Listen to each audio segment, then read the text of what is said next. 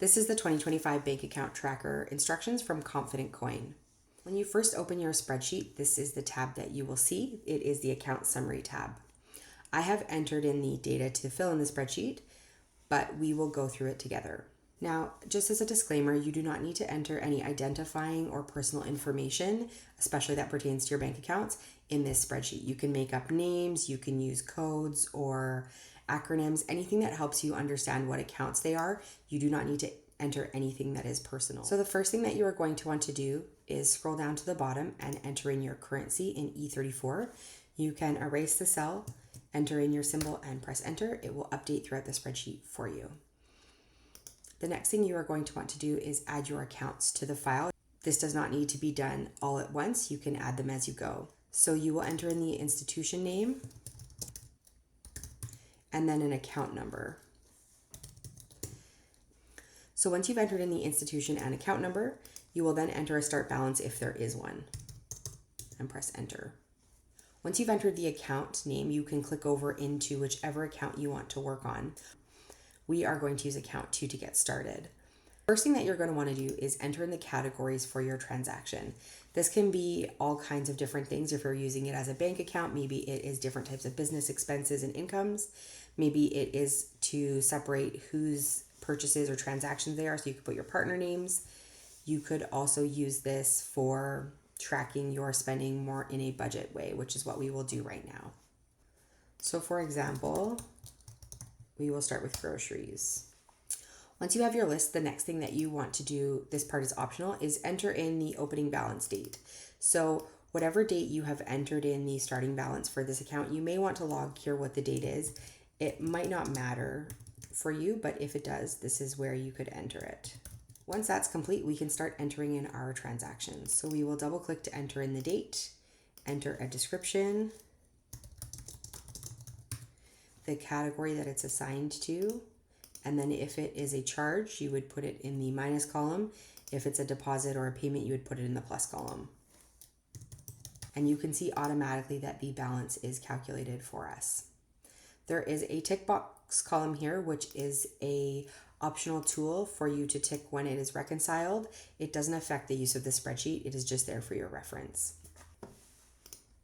We are going to jump over to the first account to look at the spreadsheet in more detail. The next thing that we are going to set up is our pie chart here. You can change this as needed.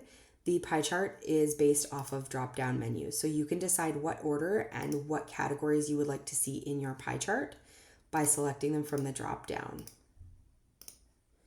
The spreadsheet will then calculate the balance or how much you've spent towards those categories based on a time period that you will select over here under chart start and chart end. So for example, if you wanted to see your expenses that were from December only, you would pick the dates that work based on that criteria. So we're going to go with the 1st to the 31st of December, and you can see that the pie chart has changed based on that information.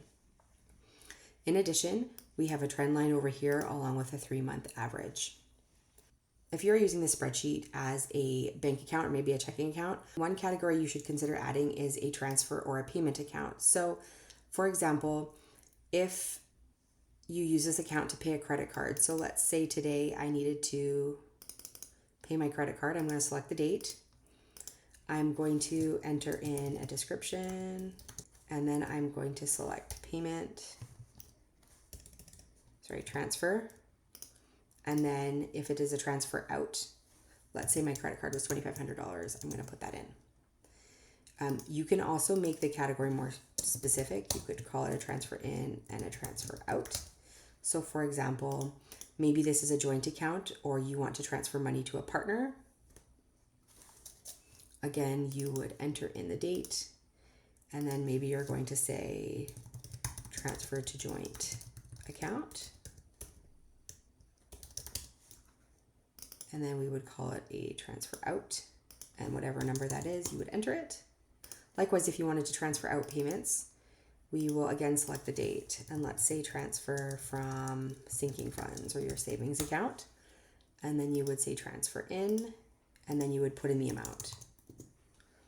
At the top here, we can see that there is a note for us that says our account is now in overdraft. So if our balance ends up negative, this will let us know. In this spreadsheet, there are 15 accounts for you to use that are all summarized on the Summary tab.